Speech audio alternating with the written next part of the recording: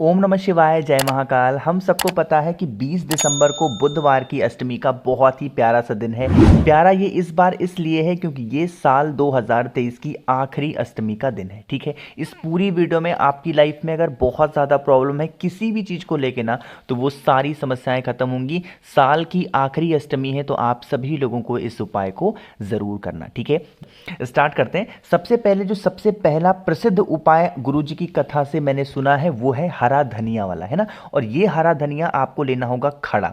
एक आता है पिसा वाला, वो नहीं लेना, खड़ा धनिया लेंगे। यहाँ पे गिनती भी करने की जरूरत नहीं है, आपको बस एक चुटकी खड़ा धनिया लेना। ठीक है, ले लिया। साथ ही साथ आपको लेना होगा लाल फूल। अब यहाँ पे कोई नेसेसरी नहीं है कि जो मैंने दिखा दिया वही लेना है, जो भी लाल फूल आपके घर के आसपास मिल जाए वो लाल फूल लेना। ठीक है, लाल फूल ले लिया। साथ ही साथ आपको पूजन करने के लिए अक्षत की ज़रूरत होगी, तो वो अक्षत का कहने का मतलब है कि कहीं से टूटा ना हो, खंडित ना हो। ठीक है, खड़े खड़े चावल के दाने एक चुटकी वो भी लेने। और हाँ, जो लाल फूल लोगे ना वो 5 लाल फूल लेना है। कितने? 5। आगे बढ़ें। फिर आपको लेना होगा इस तरीके से लाल कपड़ा, है ना। अब इस लाल कपड़े पे जो मैंने आपको खड़ा धनिया दिखाया वो डाल देना, जो 5 मैंने आपको फूल दिखाए वो डाल देना, जो मैंने आपको चावल दिखाया वो डाल देना। और इसी जगह पे आपको 5 बेलपत्र भी आपको उसी खड़े धनिया के ऊपर डाल देना। ठीक है, इतना काम समझ में आया आपको। फिर ये जो लाल पोटली आपके लाल कपड़ा आपके सामने दिख रहा है, इसकी आपको एक पोटली बनानी है। बहुत छोटी सी पोटली बनाओगे। बना दिया पोटली। अब आपको क्या करना है, जैसे मान लेते हैं ये आपका घर है। ठीक है, बना देता हूं एक बार, चलो। जैसे मान लीजिए कि ये आपका घर है। अब आपके घर में जो आपके घर का मिड पॉइंट हो, मध्य बिंदु हो, अब आपको टेप लेकर के नापना नहीं है कि इतना एरिया यहाँ, इतना एरिया यहाँ, तो ये हमारे घर का मध्य बिंदु होगा, नहीं। ऐसे एक अप्रॉक्सीमेट डेटा लेकर के कि हाँ यही हमारे घर का क्या है, मध्य बिंदु है, तो उसी जगह पे आपको बैठना है। ये जो लाल कपड़े पे आपने सारी चीज़ों को रखा है, पोटली बनाया है, इसको भी आपको अपने ही घर के मध्य बिंदु में रखना। बस एक चीज़ का ध्यान रखेंगे, जो आपका फेस होगा वो साउथ डायरेक्शन ना हो, यानी कि दक्षिण दिशा की तरफ नहीं हो। ठीक है, बैठना। बैठने के बाद में अपने हाथों में पानी गिरा करके, जैसे मान लीजिए ये लाल कपड़ा है, अब इसके चारों तरफ आपको क्या करना है, 3 बार अपने हाथों में पानी को लेकर के घुमा देना। कितनी बार? 3 बार घुमाओगे। और उसके बाद इस लाल कपड़े को यहां से उठाएंगे। आपके घर में जितने भी रूम होंगे, जितने भी कमरे होंगे, बुधवार की अष्टमी के दिन पूरे घर में हर जगहों पे, हर कमरों में जा करके घूम लेना, वॉशरूम को छोड़ करके। ठीक है, घूम लिया। घूमने के बाद में उस लाल कपड़े को लेकर के पहुंच जाएंगे कहां पे, भगवान गणेश के मंदिर में। कहां जाओगे? मंदिर में, घर पे नहीं करना। अब कोई ये भी जरूरी नहीं है कि भगवान गणेश का कोई स्पेशल सा मंदिर हो कि उन्हीं के लिए बनाया गया हो तभी जाना, नहीं।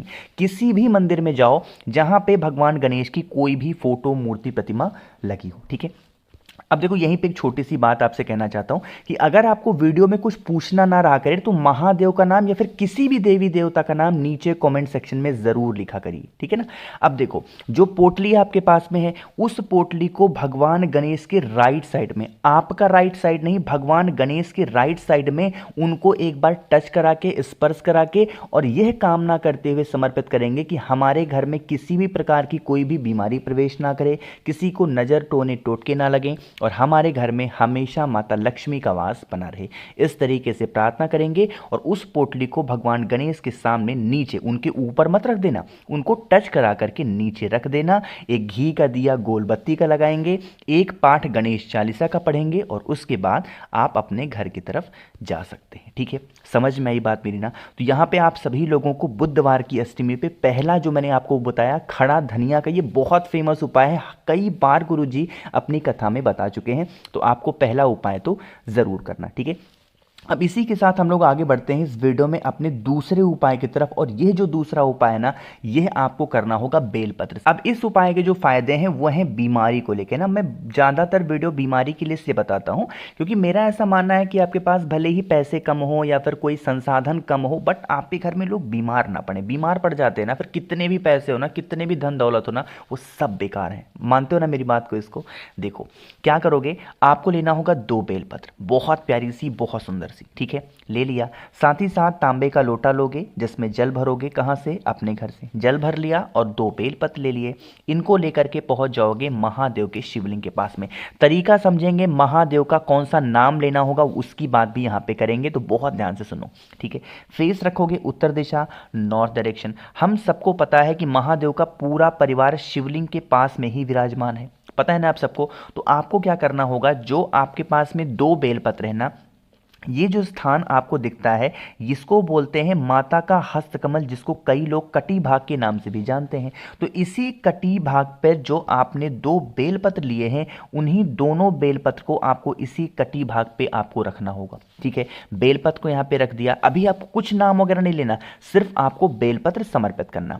बाकी आपके पास में जो 1 लोटा जल है, जब आप उस 1 लोटे जल को महादेव के शिवलिंग के ऊपर समर्पित करोगे, तो यहाँ पे महादेव का एक बहुत ही स्पेशल सा नाम लेना है, जो कि यह उपाय पूज्य गुरु जी की जो कथा थी मथुरा में चल रही थी, वहीं से सुन के आपको समझा रहा हूं। वहां पे गुरु जी ने बताया था आशीश्वर महादेव। कौन से महादेव? आशीश्वर बोल सकते हो, आशेश्वर बोल सकते हो, जो आपको इजी लगे उस महादेव का नाम लेकर के समर्पित करना। समर्पित करने के बाद में हाथ जोड़ेंगे महादेव के सामने आकर के। ठीक है, और विनती करेंगे, प्रार्थना करेंगे कि हमारे घर का ये इंसान है, बहुत ज़्यादा बीमार रहता है, बहुत ज़्यादा परेशान रहता है, महादेव आप इसकी बीमारी को दूर कर दें। अपने अकॉर्डिंग प्रार्थना करेंगे और प्रार्थना करने के बाद में इन दोनों बेलपत्र में से कोई भी एक बेलपत्र उठाएंगे और लेके चले जाएंगे आप अपने घर पे। जो भी व्यक्ति आपके घर में बीमार पड़ा हुआ है बहुत दिनों से, उस बीमार इंसान को आपको उस एक बेलपत्र को किसी भी तरीके से खिला देना है। महादेव का नाम याद रखना, आशीश्वर महादेव के नाम से इस उपाय को करना है। ठीक है, समझे आप मेरी बात को। चलो, तो 2 उपाय की बात तो हमने यहाँ पे कर ली है। आगे बढ़ते हैं इस वीडियो में हम लोग अपने तीसरे उपाय की तरफ, और यह तीसरा उपाय भी बहुत स्पेशल है, बहुत प्यारा है, क्योंकि यह उपाय होगी आपकी मनोकामना को पूरी करने के लिए। ठीक है, लेकिन कैसे? आपको फिर लेना है तांबे का लोटा, इसमें जल भरना, जो 2 चावल के दाने मैंने दिखाए उन 2 चावल के दानों को इस कलश के अंदर डाल देना। अब इस कलश को उठाओगे और लेके पहुंच जाएंगे कहाँ पे? महादेव के मंदिर में। कहाँ पे जाओगे? महादेव के मंदिर में जाना। अब यहाँ पे महादेव के शिवलिंग के ऊपर अभी कुछ नहीं करना है। जब मंदिर में जाओगे तो वहां पर पहुंच करके आपको सबसे पहले दर्शन हो जाएंगे नंदी बाबा के। अरे होंगे कि नहीं होंगे? नंदी बाबा के दर्शन होंगे ना। तो आपको क्या करना है, थोड़ा सा जल उसी कलश में से नंदी बाबा के उठे पैर पे नंदेश्वर महादेव, कौन से महादेव? नंदेश्वर महादेव के नाम से समर्पित करेंगे और इनके कानों में एक शब्द बोलेंगे, और वो शब्द होगा सूर्येशा। यहाँ पे मैं लिख दे रहा हूँ, सूर्येशा का नाम लेकर के आपको अपनी मनोकामना नंदी बाबा के कान में बोल देनी। किसी भी कान में बोल दो, कोई इशू नहीं है, कोई दिक्कत नहीं है। बस नाम, अपनी मनोकामना बोलने से पहले सूर्येशा का नाम लेंगे, उसके बाद अपनी मनोकामना बोलेंगे।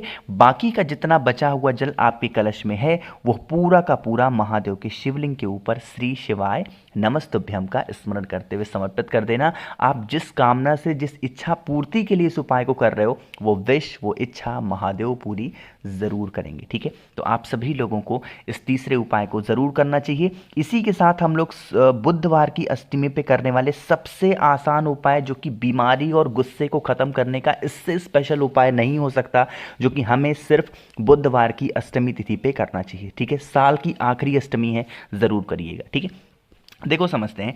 हम लोगों ने देखा है कि आज के टाइम पे क्या है ना, कि मैक्सिमम लोग क्या पढ़ रहे हैं, बीमार पड़ रहे हैं। और दूसरी जो सबसे बड़ी समस्या है, चाहे वो बच्चे हों, चाहे वाइफ हो, चाहे हस्बैंड हो, गुस्सा क्रोध बहुत ज़्यादा है। मानते हो ना?